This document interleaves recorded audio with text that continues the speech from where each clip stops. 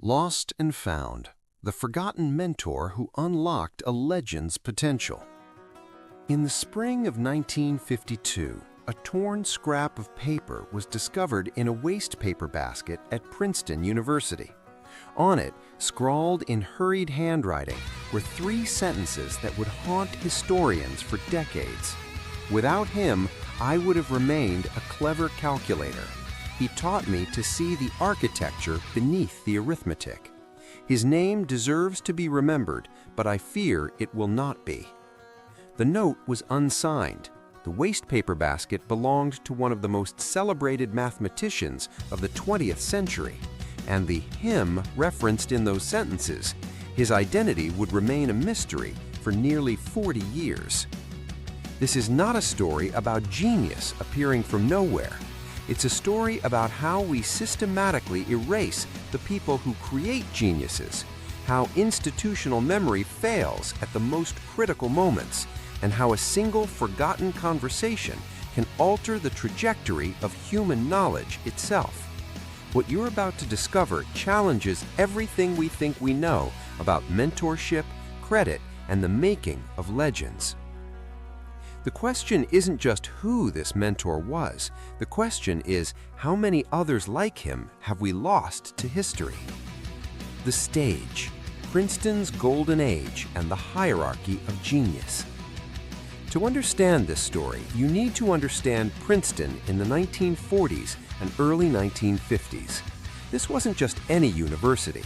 This was the intellectual epicenter of American mathematics, a place where the Institute for Advanced Study had become a refuge for European scholars fleeing fascism. Albert Einstein walked these halls. John von Neumann was developing game theory and the architecture of modern computers. Kurt Gödel was unraveling the foundations of mathematical logic itself.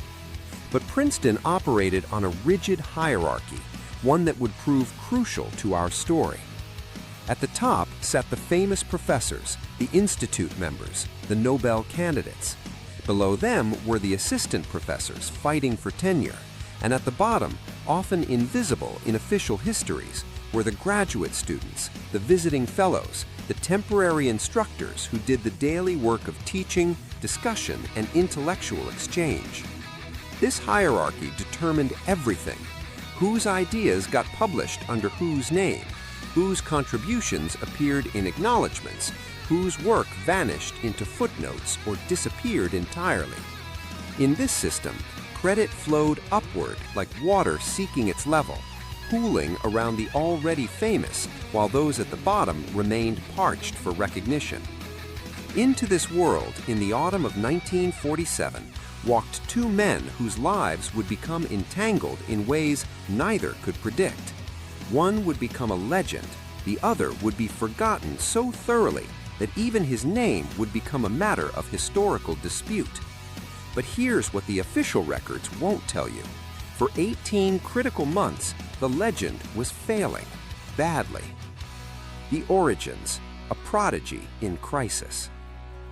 Robert Langford arrived at Princeton with credentials that should have guaranteed success. At 23, he'd already published 2 papers on number theory that had caught the attention of the mathematics establishment. His undergraduate work at MIT had been described as extraordinary by professors who didn't use that word lightly. He'd won a prestigious fellowship that gave him 3 years to pursue whatever mathematical questions interested him most importantly. The problem was that nothing interested him anymore. This is the part of the story that gets left out of the biographies, retrospectives, and celebrations of genius. In his first year at Princeton, Robert Langford published nothing. He attended seminars but rarely spoke. His fellowship advisor, a prominent professor named Harold Whitmore, grew increasingly concerned. The notes from their meetings, preserved in Princeton's archives, show a pattern: brilliant technical ability, no creative direction. Langford could solve problems when given them, but he couldn't formulate his own questions. He was, as he would later write in that discovered note, a clever calculator, trapped in a place that demanded creative vision. By the spring of 1948, There was quiet talk of not renewing his fellowship. Several faculty members suggested he might be better suited for applied work at Bell Labs or IBM, where his computational skills could be put to practical use. Langford himself had begun to believe them. In a letter to his mother dated April 15, 1948, he wrote, "I begin to think I am not cut out for pure mathematics. I can follow the work of others, but I cannot seem to see beyond what has already been done. Perhaps that is not a flaw, but simply a recognition of my natural limits." 3 weeks after writing that letter, Robert Langford met someone in the graduate student common room. The encounter would last less than 90 minutes. It would change everything. But to understand why, we need to understand what Langford couldn't see: the difference between technical brilliance and mathematical vision, and why one person's casual question can crack open another person's entire worldview. The rise, the encounter that changed everything. His name, and even this took decades to confirm, was Thomas Waverley.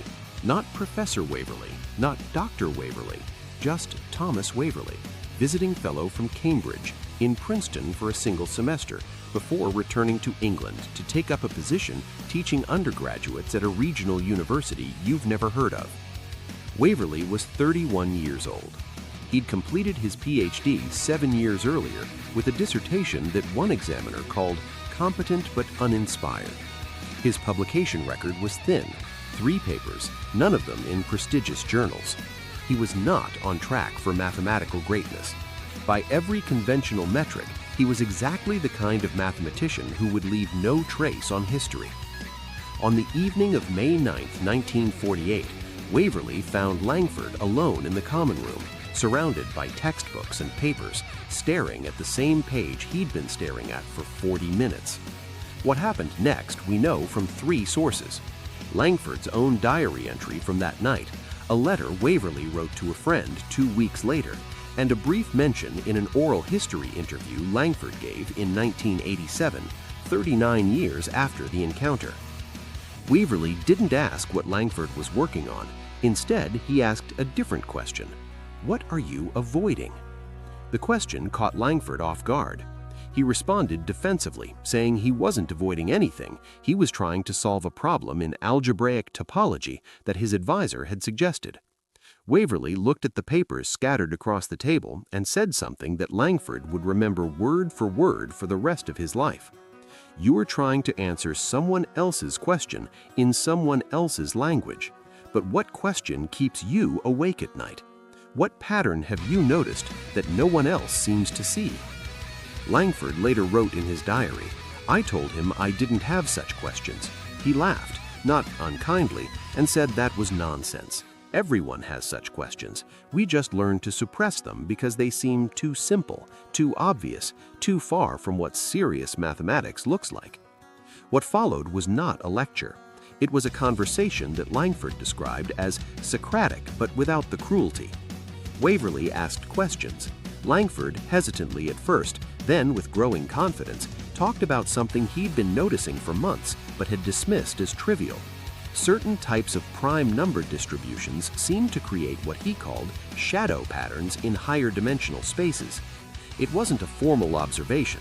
It wasn't even a hypothesis. It was just something he'd noticed, something that felt interesting but that he'd assumed was either already well known or mathematically meaningless. Waverley listened. Then he said, "Why did you assume that?"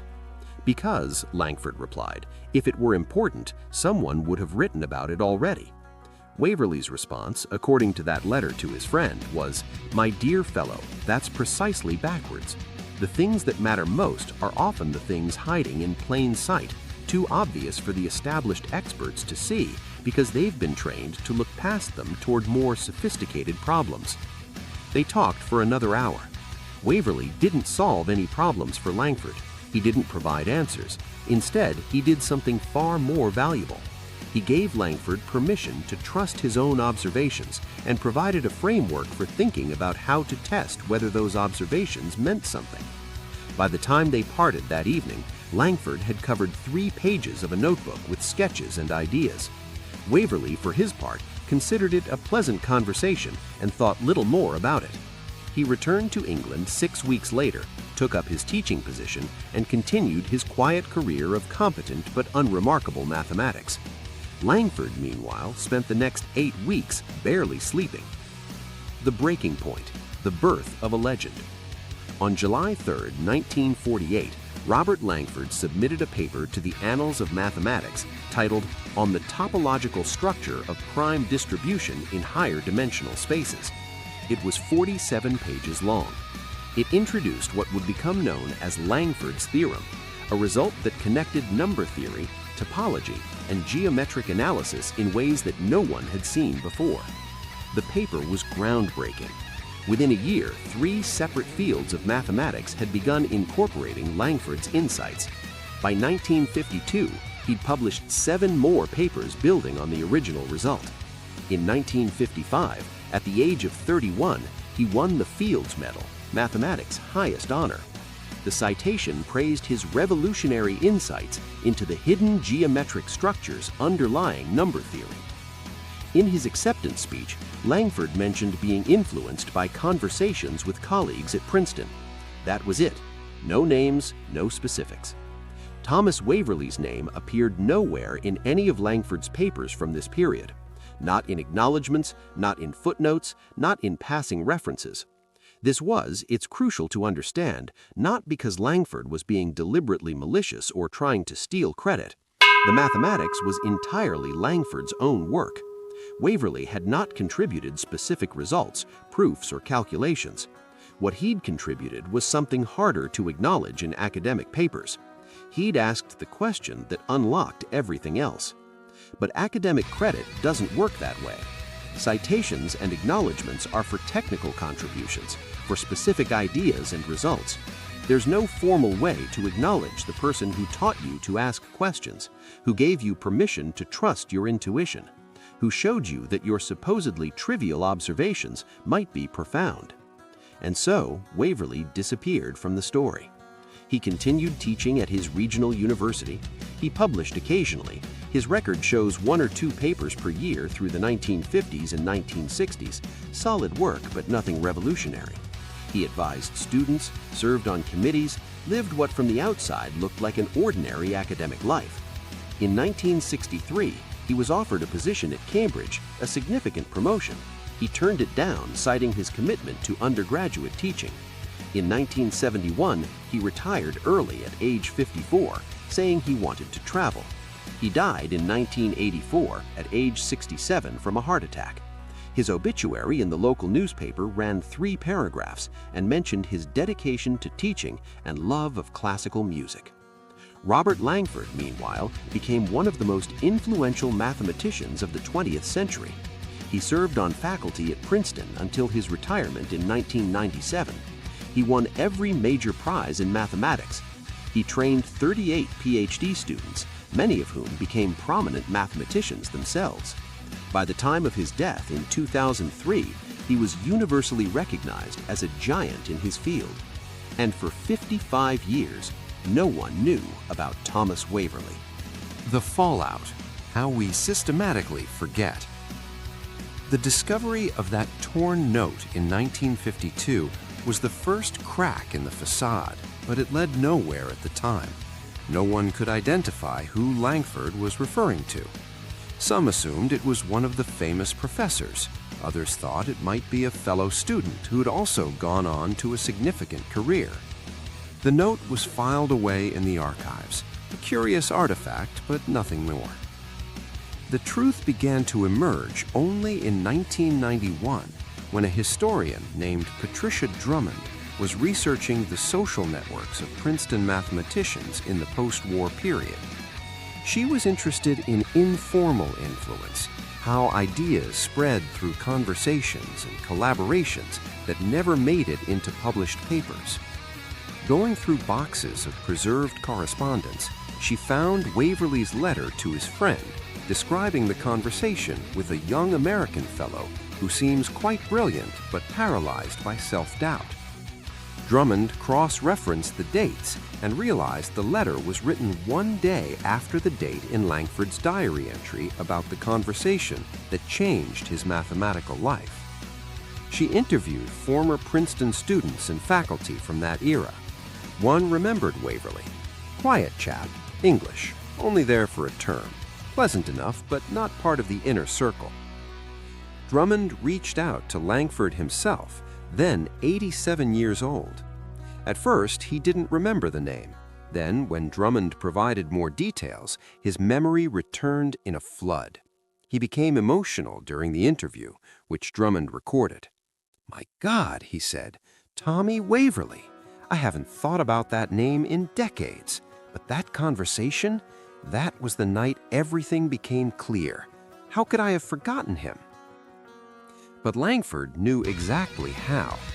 "At the time," he explained, "I told several people about the conversation, but within a few months, as my work developed, I stopped mentioning it. Not consciously, it just became background. The work itself seemed so far removed from that initial conversation that the connection faded. And Tommy went back to England, and we never corresponded. I assumed he'd gone on to his own success, that he was happy in his career. I never thought to look him up." Drummond tracked down Waverley's former students from his teaching career. Their recollections revealed a pattern. He was, they said, an extraordinary teacher. He didn't just teach content, he taught them how to think mathematically. He asked questions that made them reconsider their assumptions. He was patient with students who were struggling, who felt like they weren't real mathematicians. One former student, by then a professor herself, told Drummond, "Professor Waverley once told me that the most important thing he could teach was not any specific theorem, but how to trust that the questions I was asking mattered. He said most students know more than they think they do, but they've learned to dismiss their own insights as trivial. I've never forgotten that."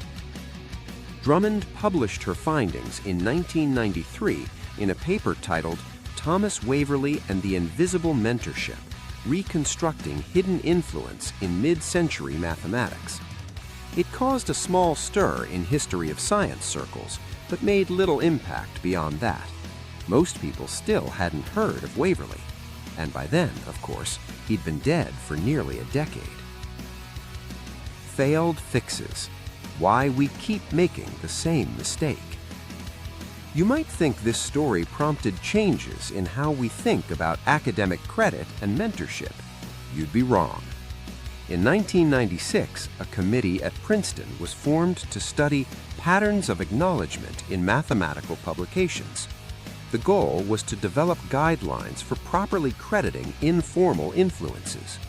The committee met for 6 months, produced a draft policy document, and then quietly disbanded without issuing recommendations.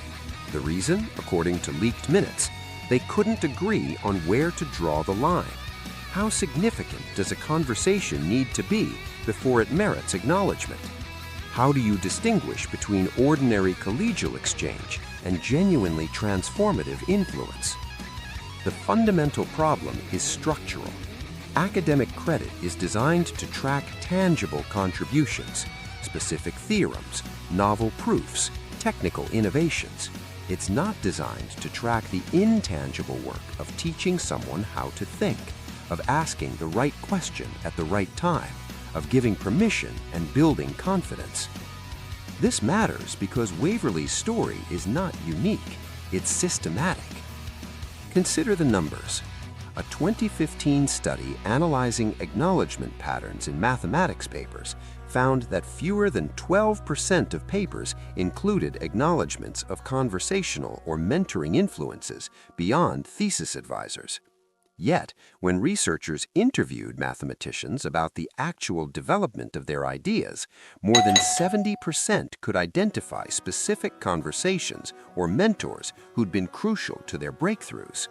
That means roughly 6 out of every genuinely important influences never get acknowledged in the formal record. The pattern repeats across fields. In physics, a similar study found that women and people of color were disproportionately likely to provide informal mentorship that went unacknowledged. In computer science, researchers found that technical support staff who helped debug code, suggested alternate approaches, or provided critical infrastructure were almost never cited, even when their contributions were essential to the final results. We have systematically designed our credit systems to make certain kinds of contributions invisible, and the costs are real.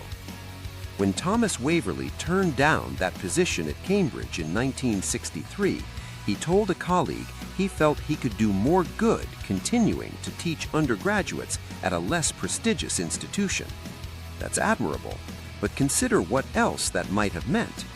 He'd internalized the message that his contributions weren't significant enough for a major research university.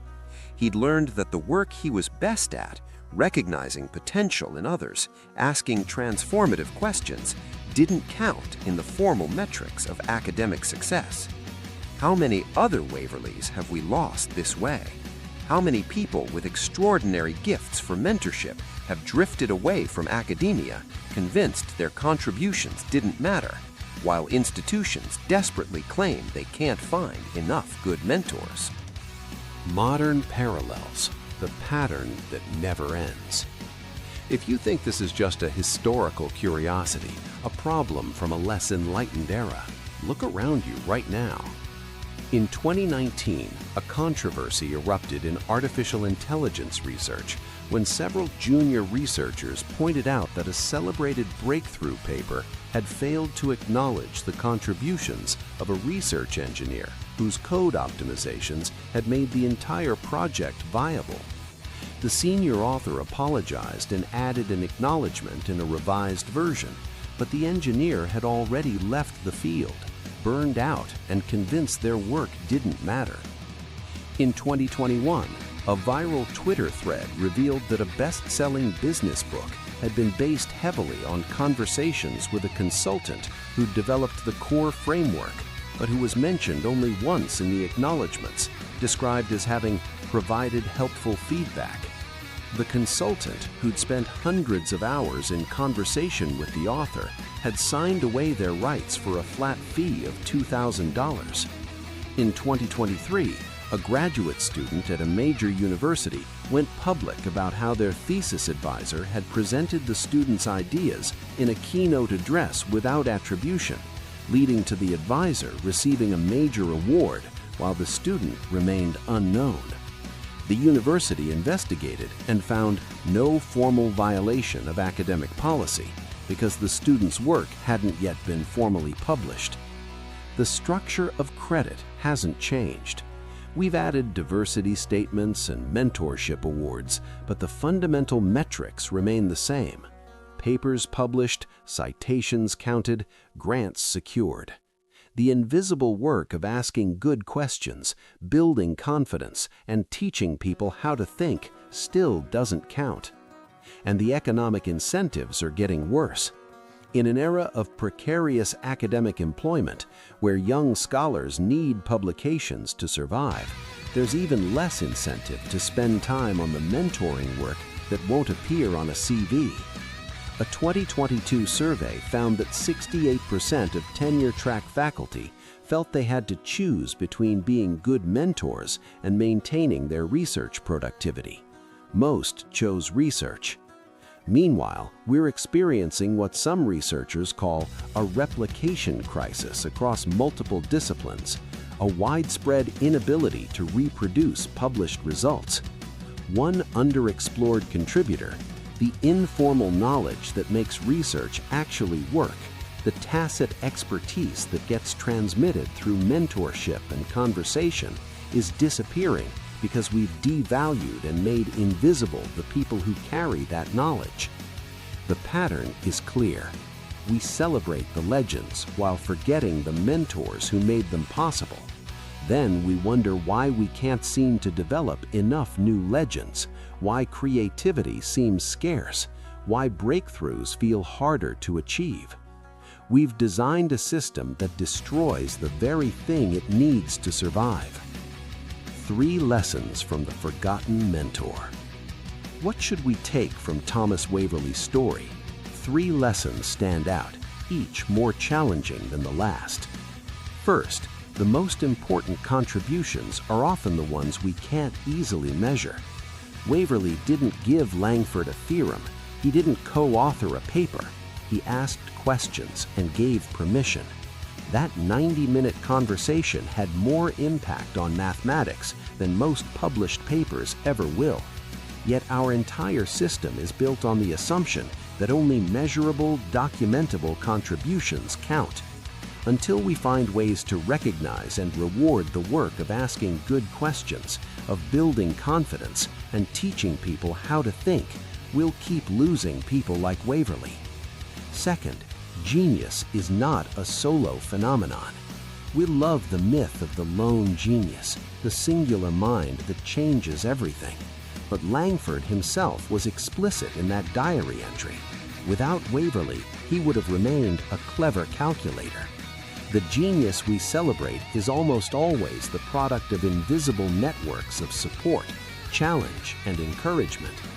When we focus solely on the person who gets credit, we misunderstand how breakthroughs actually happen, and that misunderstanding leads us to create conditions that make future breakthroughs less likely. And third, remembering is a moral obligation, not just a historical curiosity. It took 43 years and a dedicated historian to recover the name of Thomas Waverley. By then, he was dead, and his contributions could never be properly acknowledged to him. How many others are we forgetting right now?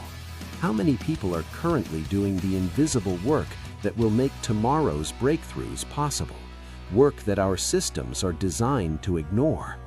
We have a responsibility to see them, to acknowledge them, to change the structures that make them invisible. The warning: what we're still losing. Here's what should keep you up at night. Thomas Waverley's story has a relatively happy ending. He was by all accounts content with his life. He loved teaching. He didn't seem to feel bitter about his lack of recognition. His students remembered him fondly. He died having made a genuine difference in the world, even if that difference was never formally acknowledged. But how many other stories don't even have that modest happy ending? How many potential Waverleys are burning out right now, leaving academia or science or creative fields entirely, convinced their contributions don't matter because those contributions don't show up in the metrics we use to measure success? How many future Langfords are we losing because there's no Waverley around to ask them the right question at the right moment? The most haunting line in Langford's diary, written the night of his conversation with Waverley, reads, "For the first time since arriving at Princeton, I feel like a mathematician rather than an imposter. Strange how a single conversation can change everything. I must remember to thank him properly someday." He never did. Not publicly. Not in any way that mattered for Waverley's career or recognition. That someday is the tragedy. We always think we'll have time to acknowledge the people who made our success possible. We assume they know, that they understand their importance, that recognition can wait until after the current deadline, the current crisis, the current push for tenure or publication or funding. And then decades pass, and people like Patricia Drummond have to reconstruct our debts from fragments in archives, from fading memories, from torn notes in wastebaskets. The call: what you can do today. If this story matters to you, here's what you can do about it. Remember your Waverleys. Right now, today, before you move on to the next article or the next task on your list, think about the people who asked you the questions that changed your thinking, who gave you permission to pursue ideas others dismissed, who taught you how to trust your own insights. Write down their names. Send them a message if you can. Acknowledge them publicly if they're alive. Tell their stories if they're not. And then, more importantly, become someone's Waverley. Not in a grand, dramatic way, not by trying to be a guru or revolutionary mentor, but by doing what Waverley did. Pay attention to the people around you who seem paralyzed by self-doubt despite clear ability. Ask them what questions keep them awake at night. Give them permission to trust what they're noticing, even if, especially if, it seems too simple or obvious to matter. The genius you unlock might change the world, or they might not. They might simply live a more fulfilling life, do better work, and pass that gift of permission on to someone else. Either way, you'll have done something that matters more than most of what gets published, cited, and celebrated. You'll have done the invisible work that makes everything else possible.